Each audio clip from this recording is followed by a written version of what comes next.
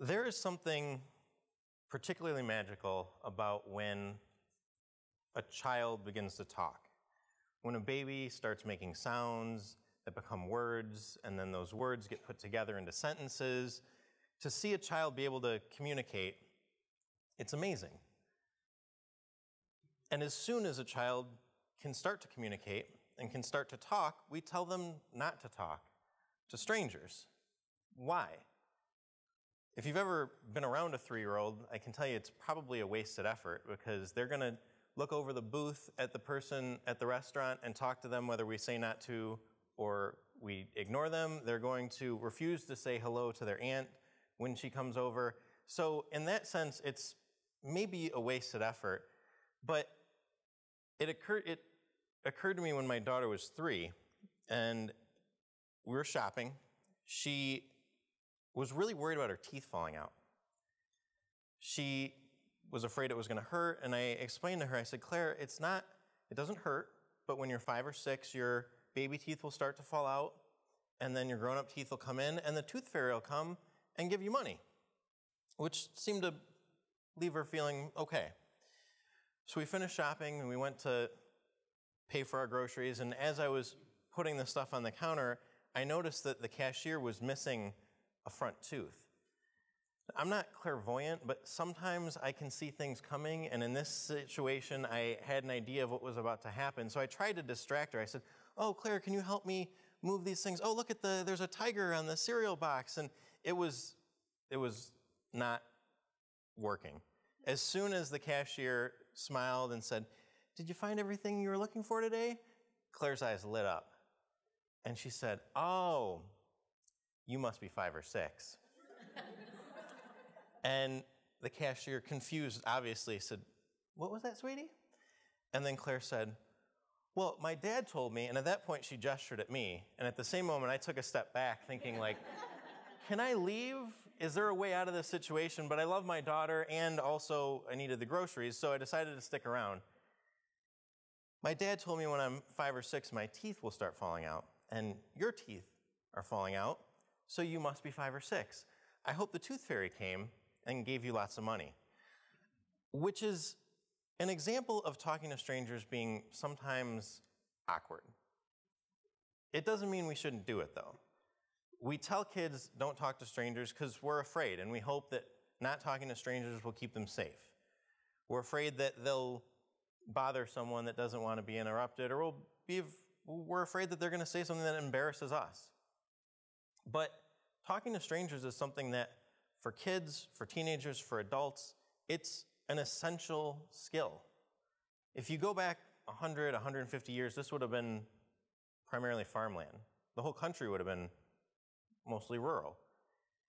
If you were going from your farm to the market and you passed someone and you didn't greet them, whether it was a stranger, whether it was a neighbor or a friend, if you didn't say hello, you'd be considered lacking in social skills. If you go back even further, go back a few thousand years, as a hunter-gatherer on the Serengeti or in the jungle or the forest, if you came across someone you didn't know, the ability to communicate, to recognize each other's shared humanity wouldn't be just a social skill, it's a survival skill. And it continues to be a survival skill today. I did extensive research on the government's Department of Labor website. I looked at Monster.com. I looked at Career Builder. And you might be surprised to find out, as I looked at careers and jobs, the number of careers and jobs that involve no interaction with people is none. Every job involves interacting with people in some way. And if you think about people, think about all the people you know, from your first grade teacher to your closest friends and family. If you think about everyone you know, at some point, nearly all of them were strangers. So if we are all working with strangers and interacting with strangers or people who were at one point strangers, we need to be able to do that. We need to be able to relate to each other. There's been a lot of studies on physiology, how our body impacts our minds and our brain chemistry. And one of the studies that I found particularly interesting was talking about smiling. And in this study, they had subjects just smiling, just moving their face. I'm going to stop because that's off-putting. But they were just moving their face into a smile. They weren't thinking happy thoughts. They weren't watching fun cat videos. They weren't listening to inspirational music. They were just smiling in a quiet room looking at a blank wall. And the effects on their mood, on their brain chemistry, the serotonin, the dopamine, the things that signal happiness were remarkable. Now, I have a hypothesis. I haven't tested it, but I feel like if I were to put myself into a room, staring at a blank wall, willing my face muscles into a smile, just so I could feel a little happier, I don't know that I would feel happy. I feel like I would mostly feel goofy. But then I thought about the way we interact with strangers. I thought about that opportunity.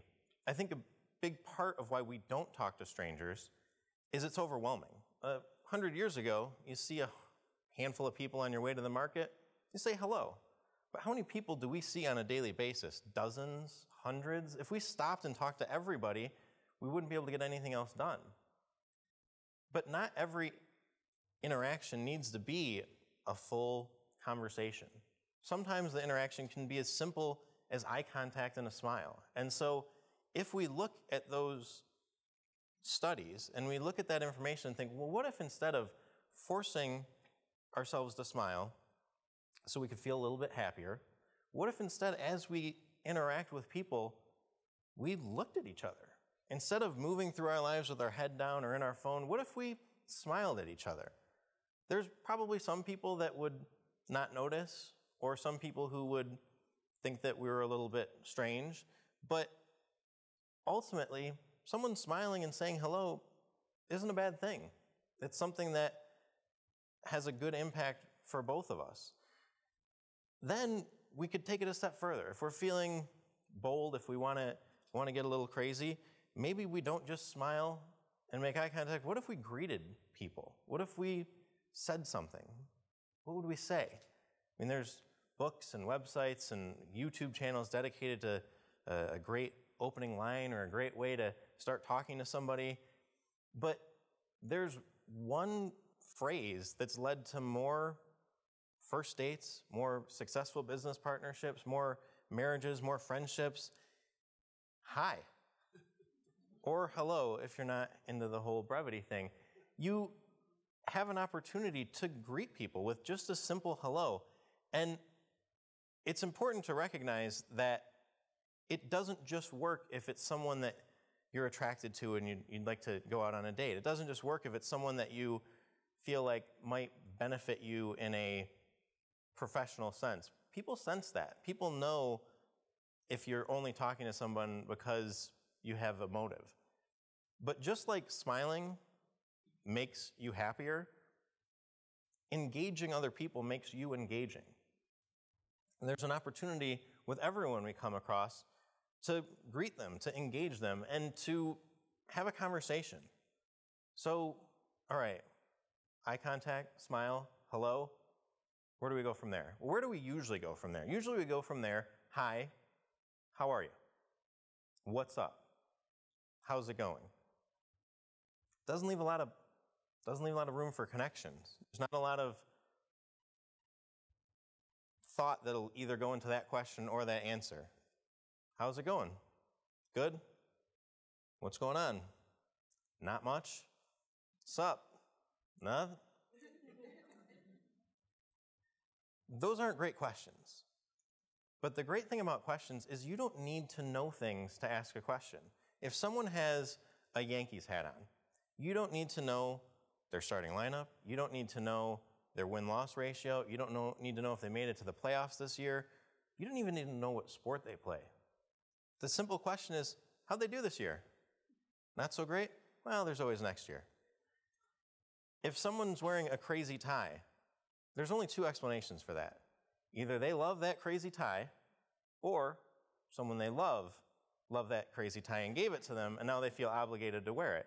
So either way, you have an opportunity to make a connection. If someone's wearing a Muddy Waters Trail Series shirt, it's because it's something that they've experienced. It's something that's interesting to them, and that's the opportunity that we have, not only to learn about someone else, but to learn about something else. And it's such a huge opportunity to do that. Talking to strangers is what makes us human. It's what connects us as a species. We're meant to be animals that live together in a pack or in a herd. We're not meant to be like a Siberian tiger that lives all by his or herself for most of their lives. That's not who we are, and that's not who we're meant to be. I'm going to let you off the hook on a couple things, though. So there's two things that make us even more uncomfortable when it comes to talking to strangers. One of them is shaking hands. Anybody here not like shaking hands? Any germaphobes? Or even a hug hello? Okay, so we're gonna take shaking hands and also using people's names. We'll call that advanced talking to strangers, and we're gonna let you just practice the easy stuff now, and then if you wanna get more advanced, then there's a lot of research that physical contact has huge positive effects on us, and also the impact on using people's names and the way it lights up our brain and connects to our identity. But I'm gonna give you a pass on that. For now, let's just keep it simple. Let's just talk to strangers. And I use the word strangers intentionally. Strangers sounds uncomfortable. It sounds a little scary. Strangers isn't a word that sounds good. And if I instead, throughout this talk, referred to strangers as friends you haven't met yet, that really wouldn't be the reality of the situation. The reality is talking to strangers is a little uncomfortable, and it will continue to be uncomfortable, but that's the great opportunity that we have because we see so many strangers every day. We have an opportunity to connect with people on a daily basis with a smile, a hello, a few simple questions, and in a small way, it's going to increase our mood, improve our lives. In a small way, it's going to improve the moods of the people that we're interacting with, and with a very minimal effort, we can make the world a better place. Thank you very much.